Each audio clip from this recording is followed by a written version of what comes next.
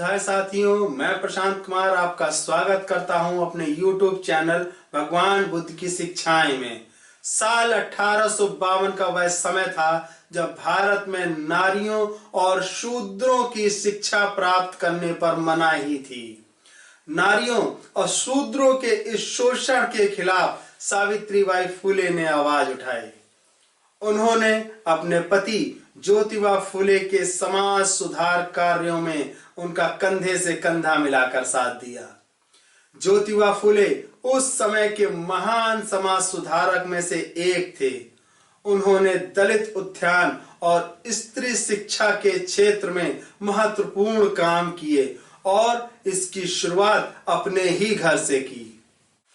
सबसे पहले ज्योतिबा फुले ने अपनी पत्नी सावित्रीबाई फुले को शिक्षित किया और फिर सावित्रीबाई फुले उनके साथ दलित एवं स्त्री शिक्षा की कमान संभालने लगी। महाराष्ट्र के पुणे में ज्योतिबा ने 13 मई 1848 को लड़कियों की शिक्षा के लिए पहला स्कूल बालिका विद्यालय खोला। इस स्कूल को आगे बढ़ाया सावित्रीबाई फुले ने। सावित्रीबाई फुले न सिर्फ इस स्कूल की बल्कि देश की पहली महिला शिक्षिका बनी। साल 1848 से 1851 के बीच सावित्रीबाई और ज्योतिबा फुले ने निरंतर प्रयासों से ऐसे 18 कन्या विद्यालय पूरे देश में खोले। देश में महिला शिक्षा के दरवाजे खोलने वाली इस महान समाज सुधारिका सावित्रीबाई फुले का जन्म 3 जनवरी 1831 को हुआ था। मात्र 9 वर्ष की उम्र में उनकी शादी ज्योतिराव फुले से कर दी गई। ज्योतिराव ने उन्हें शिक्षा का महत्व समझाया और पढ़ने के लिए प्रेरित किया। सावित्रीबाई ने न केवल शिक्षा ग्रहण की बल्कि समय के साथ वे एक विचारक, लेखिका और समाज सेविका के रूप में उभरी। जब सावित्रीबाई ने कन्या विद्यालय में पढ़ाना शुरू किया तो समाज में उनका पुरजोर विरोध हुआ। वे अगर स्कूल जाती थीं तो रास्ते में लोग उन्हें पत्थर मारते और यहाँ तक कि कीचड़ भी फेंकते थे। इसीलिए वे अपने थैले में एक अलग से साड़ी रखती थीं ताकि स्कूल पहुंचने पर कपड़े बदलकर बच्चियों को पढ़ाना शुरू कर सकें। इन सब चुनौतियों के बावजूद सावित्रीबाई का मनोबल नहीं टूटा, बल्कि वे इससे भी बड़ी चुनौती का हल खोजने में अपना समय देने लगीं। उस समय उनके लिए सबसे ज्यादा जरूरी था कि लोग अपनी बेटियों को पढ़ाने के लिए स्कूल भेजें। सावित्रीबाई घर घर जाकर लोगों से बात करती, उन्हें शिक्षा का महत्व समझाती। न जाने कितनी बार उन्हें लोगों से तिरस्कार मिला। सावित्रीबाई मराठी भाषा की प्रखर कवयित्री बनकर भी उभरी। उन्होंने दलित तथा स्त्री शिक्षा के मुद्दे पर बहुत सी प्रेरणात्मक कविताएं लिखी। बच्चों को शिक्षा का महत्व समझाने के लिए उन्होंने बाल गीत भी लिखे। उनके समाज सुधार के कार्यों को बढ़ते देख विरोधियों ने उनके परिवार वालों को इस कदर भड़काया कि ज्योतिबा फुले और सावित्रीबाई को उनके परिवार ने ही घर से बाहर निकाल दिया।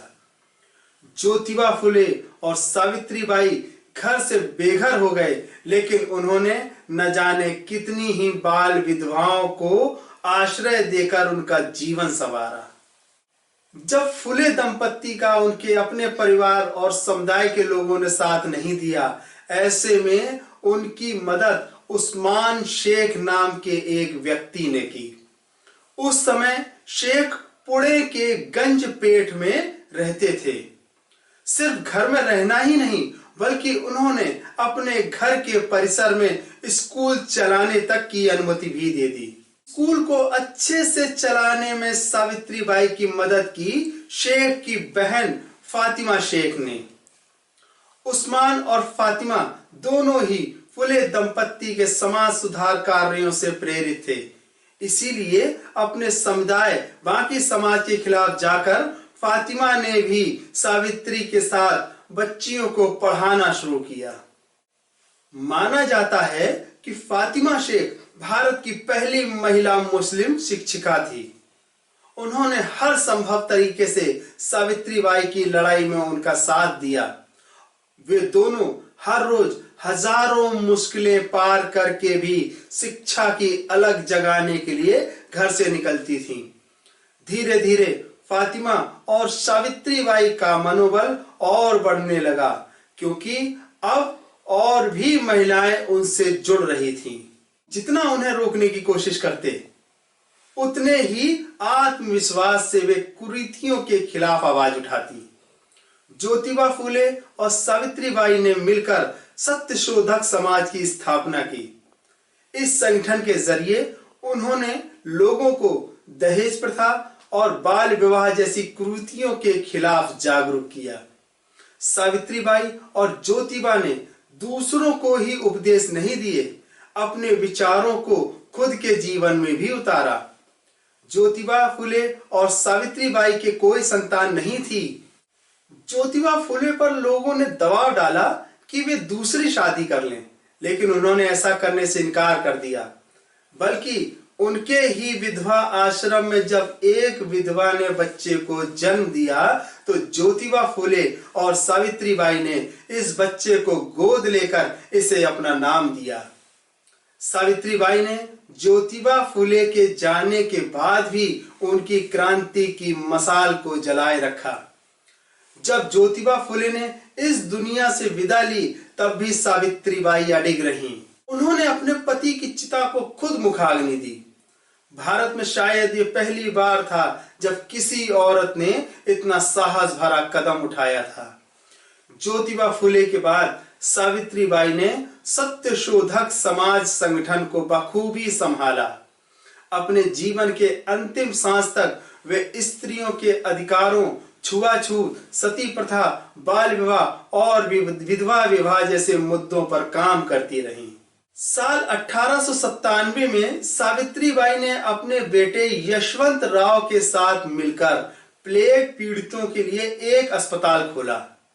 यहाँ यशवंत राव मरीजों का इलाज करते थे और सावित्रीबाई मरीजों की देखभाल करती थी। इन मरीजों की देखभाल करते हुए वह खुद भी बीमारी की शिकार हो गईं। 10 मार्च 1897 को सावित्रीबाई ने अपनी आखिरी सांस ली। भले ही वे दुनिया से चली गईं, लेकिन अपने पीछे अनगिनत सावित्रीबाई छोड़ गईं, जिन्हें इस समाज में अपने अधिकारों के लिए आवाज उठाना आता है। उस वक्त भले ही ज्योतिबा फूले और सावित्रीबाई के महत्व को लोग नहीं समझे, लेकिन आज बड़े बड़े संस्थानों के छात्र छात्राएं इन दोनों द्वारा किए गए कार्यों पर शोध पत्र लिखते हैं। आज स्त्री साहित्य, दलित साहित्य और शिक्षा साहित्य के अधिकार आदि पर महाविद्यालयों और विश्वविद्यालयों में कोर्स उपलब्ध हैं और शायद यही सावित्रीबाई फूले और ज्योतिबा फूले की सबसे बड़ी श्रद्धांजलि है। आपको हमारा आज का यह एपिसोड कैसा लगा?